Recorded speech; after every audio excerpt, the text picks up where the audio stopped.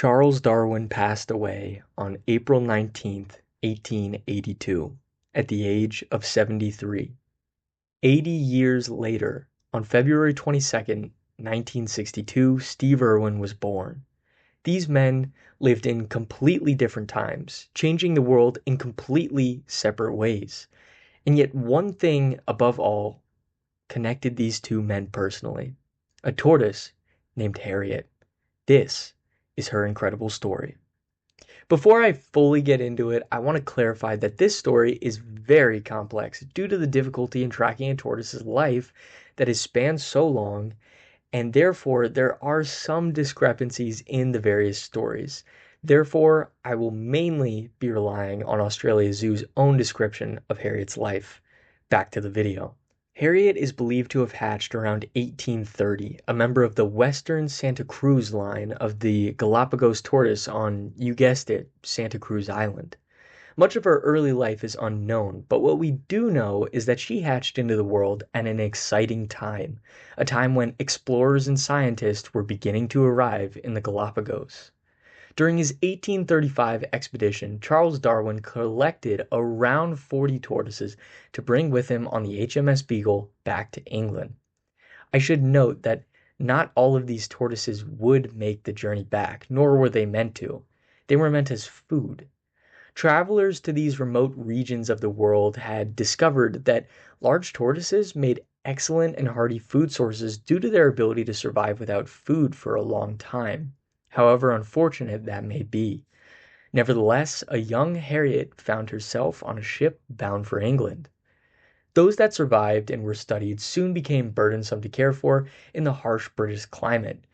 In 1841, John Clemens Wickham, who was the first lieutenant and later captain of the HMS Beagle, brought 3 presumably male tortoises with him to Australia after retiring from the Navy, later named Tom, Dick, and Harry.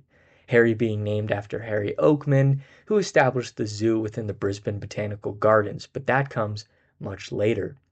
Wickham brought these tortoises to the Newstead House from the time Wickham arrived until around 1860, when the tortoises were donated to the Botanical Gardens in Brisbane. There the tortoises lived for many years. Over the years, people have collected various stories about the tortoises, such as in 1934 when Harry apparently kicked a man who poked him. Eventually, according to Australia Zoo, Harry was transferred to Flea's Fauna Sanctuary on the Gold Coast under the care of David Flea, or Flay. You may not know that name, but you may know the man by the video he took of the last Tasmanian tiger or thylacine ever recorded in 1933. Flay or Flea eventually discovered that Harry was actually a female, and thus giving her the moniker of Harriet.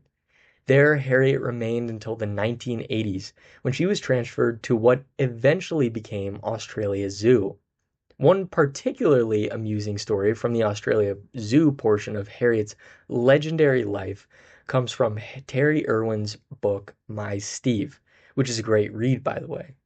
In it, she describes how one day an animal psychic came to the zoo and spoke with Harriet.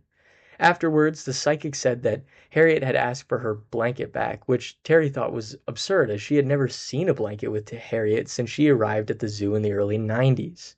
Terri then decided to ask Steve if he remembered Harriet ever having a blanket, to which he replied, definitely not, because she would have eaten it. So, weeks went by, and Terri went to go visit Steve's dad, Bob Irwin, and asked him about it. And his response was, Harriet had that blanket for weeks and weeks until one day she tried to eat it. Then we had to take it away. And he said that with a laugh because it had been a story for only a very short period of time after a lady had knitted it for Harriet to keep her warm. Such was a part of a legendary life in the form of funny stories that eventually culminated in Harriet's 175th birthday on November 15th, 2005, surrounded by the Irwin family as well as other groups that had interacted with Harriet throughout her life. This date was chosen mainly because DNA testing suggested she had been born in 1830, and November is a common hatch date for tortoises, so they just smacked it right in the middle of the month. Sadly, however, Harriet passed away on July 23rd, 2006, thus bringing an end to a life that witnessed some of the greatest figures in conservation history, as well as some of the greatest travels a tortoise could ever hope for. If you enjoyed today's video and want to stick around for more, be sure to like and subscribe. Thanks everyone.